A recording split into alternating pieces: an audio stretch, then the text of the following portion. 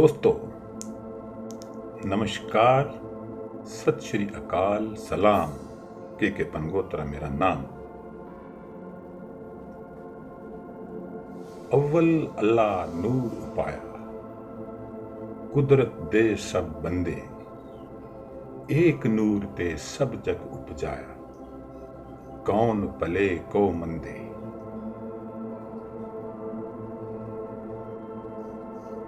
गुरु नानक की इस वाणी का अर्थ इतना विशाल है, इतना गहरा है कि सुबह से अगर रात भी गुजर जाए तो इसकी व्याख्या खत्म नहीं हो सकती। और इस वाणी का अगर आपको साक्षात अभ्यास करना है, अनुभूति करनी है, तो पूरी दुनिया में श्री हरिमंदिर साहिब, दरबार साहिब, सबसे ऊंचा दरबार, सबसे ऊंची अदालत, हरिमंदिर साहिब के बजाय पूरी दुनिया में ऐसी कोई जगह नहीं हो सकती जहां आप इस शब्द को महसूस कर सकें, इसका अभ्यास कर सकें, इसकी अनुभूति कर सकें। इंसानियत को अगर अनुभूत करना है, इंसानियत को अगर पहचानना है, तो हरिमंदिर साहब के दर्शन अति आवश्यक है। तो चलिए दोस्तों, आपको मैं अमृतसर हरिमंदिर साहब ले चलता हूं। वाहेगुरु जी का खालसा, वाहेगुरु जी की फतेह।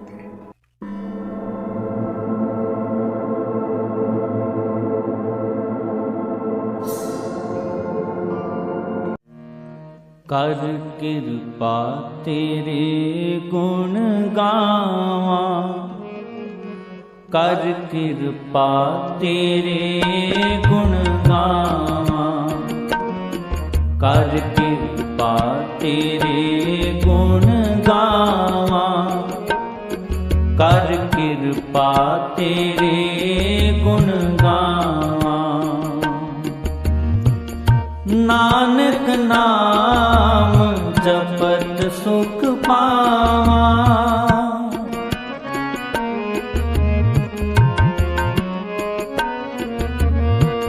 नानक नाम जपत सुख पावा, जपत सुख पावा। कर कृपा तेरे गुण गावा, कर कृपा तेरे गुण गावा, कर कृपा तेरे गुण गावा, कर कृपा तेरे गुण गावा। खास बात यह है कि श्री हरिमंदिर साहब की नींव एक मुसलमान ने ही रखी थी। 400 से भी ज्यादा साल पुराने इस गुरुद्वारे का नक्शा खुद अर्जुन देव जी ने तैयार किया था और आपसी भाईचारा को मजबूत करने और समानता का संदेश फैलाने के लिए 5वें गुरु अर्जुन देव जी ने लाहौर के एक सूफी संत साईं मियां मीर जी से दिसंबर 1588 में गुरुद्वारे की नींव रखवाई थी।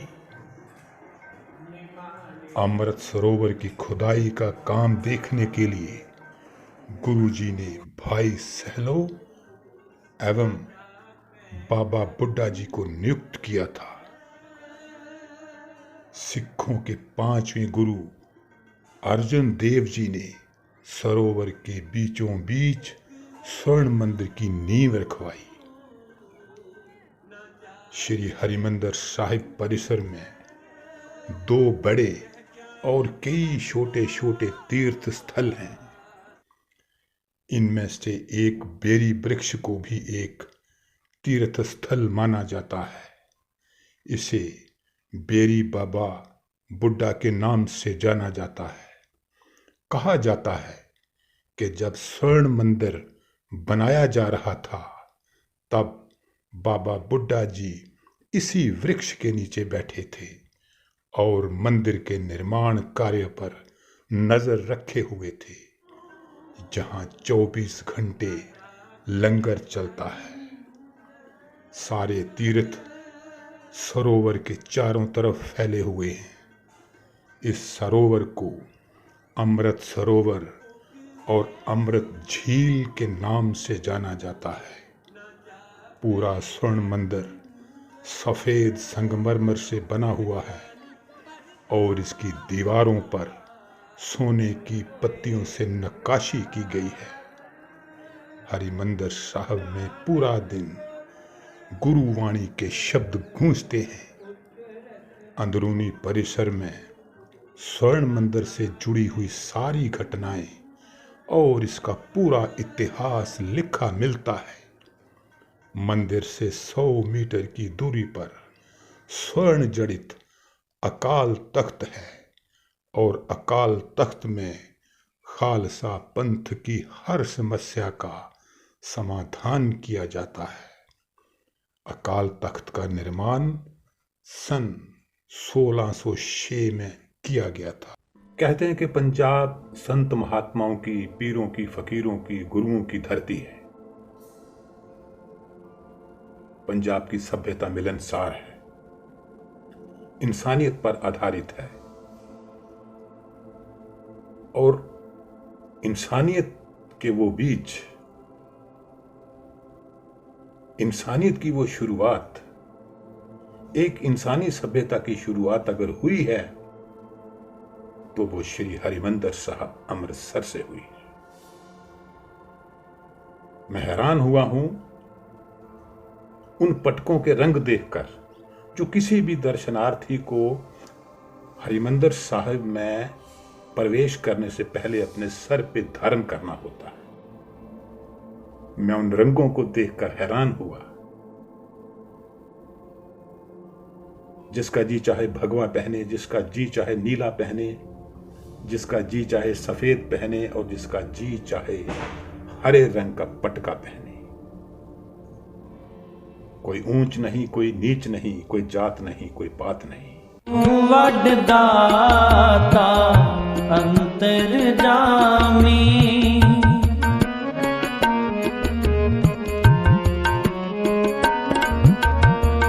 तू वडदाता अंतर्जामी, सब में रविया पूरन प्रभ स्वामी। नीचा अंदर नीच जात, नीचा तो अति नीच, नानक तिनके संग साथ, वड्या से क्या रीस। जो छोटी जाति वालों से भी नीचे हैं, जो नीचों से भी नीचे हैं, जो उनके साथ बांट कर खाता है, नानक कहते हैं कि उसकी कोई तुलना नहीं। नानक नाम जपत सुख पावा,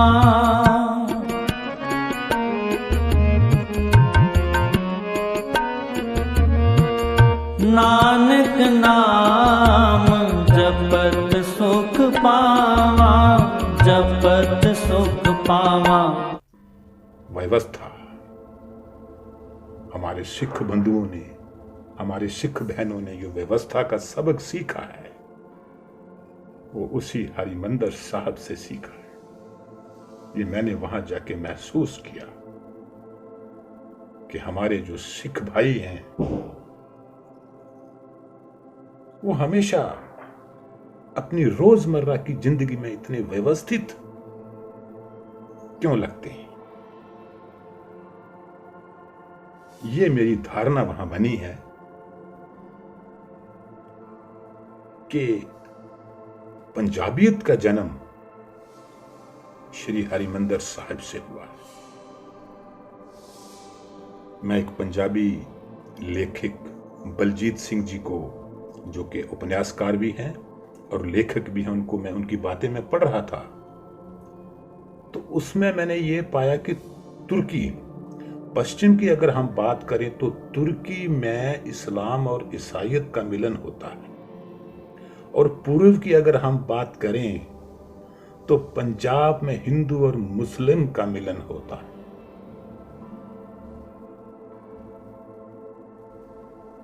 तो दोस्तों,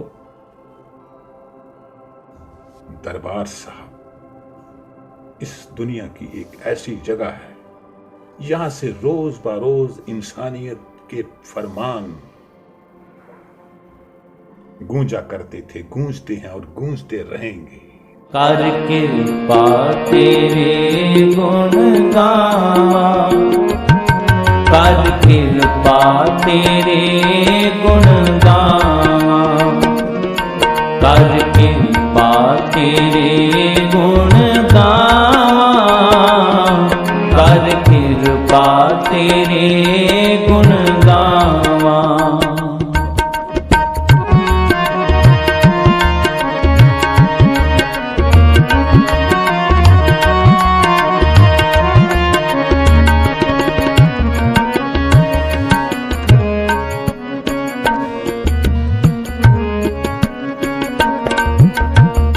मेरे प्रभु प्रीतम नाम आधारा,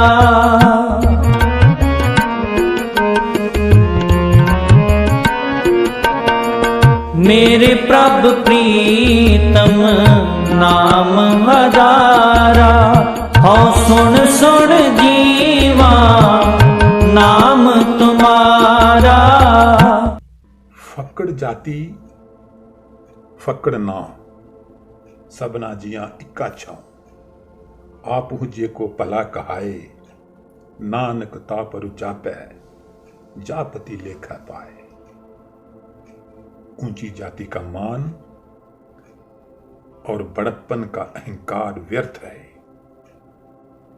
ऊंची जाति या महानता के आसरे कोई बड़ा या अच्छा नहीं बन जाता।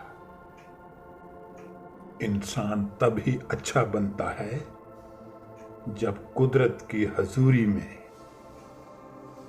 आदर हासिल करने के काबिल हो जाए। इंसानियत के मद्देनजर गुरु ग्रंथ साहब के ये कौल, ये शब्द, ये वाणी कितनी महान हो सकती है।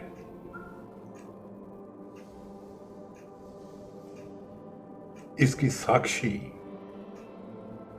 खुद वो पंजाबी सभ्यता है जिसमें हिंदू, मुसलमान और तमाम धर्मों का मिलन शामिल है। तेरी शरण सतगुर मेरे पूरे,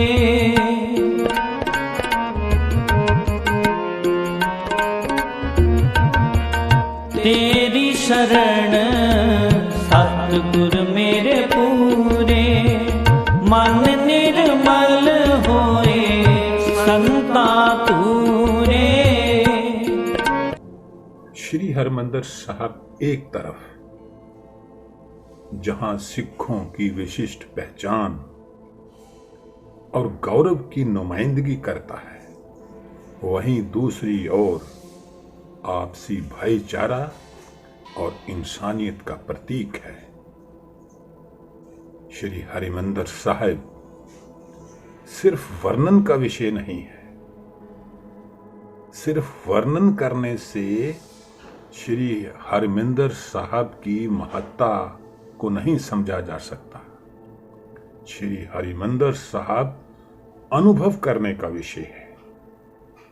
वाहिगुरु जी का खालसा, वाहिगुरु जी की फतेह। तेरी शरण सतगुर मेरे पूरे,